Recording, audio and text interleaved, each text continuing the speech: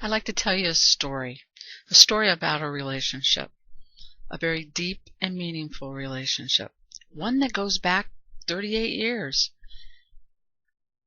My story is about a friend who just happens to be a huge bur oak. Now, Burr, as I call her, has been to me what I've always hoped to find in a friend. I would sit by her, stand by her, lay underneath her branches, and just watch the river go by.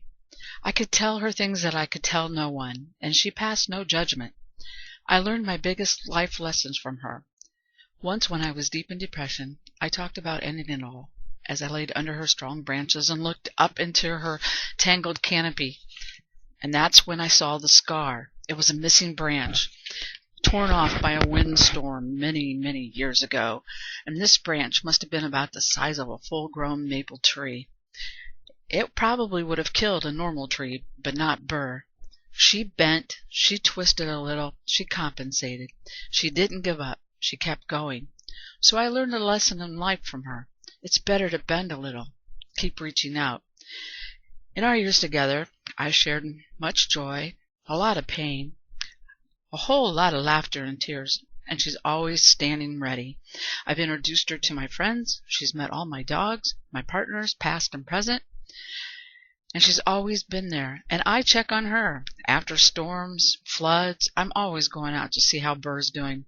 And speaking of floods, 2007 was a bad year for both of us. I almost lost my life, and my Burr lost most of the ground in front of her from the flood. It's a good thing Burr oaks have very deep roots. Another life lesson. Things can get washed away. Life can tear you up, but the deeper your roots, the stronger the soil. When I sit with her, I realize now that at any time she could come down, and that's painful. It's like when my close friend told me of a cancer returning, and I hurt for her. I started mourning her loss, and she's as healthy as a horse and still here, but the pain was so sad and so sudden. And again Burr showed me, if she has to come down, and when she comes down, she'll make a wonderful bridge to the other side of the river, and I can hear her say, don't mourn for me, and don't be sad, just sit on me and watch the water, drown some worms, go across to the other side. I love this tree, probably more than most people. Ours is a wild and wonderful relationship filled with hope, love, and learning.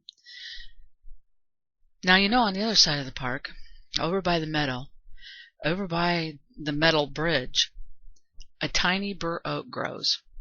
Her name is Baby Burr, a gift from my friends. But that is a story for another time.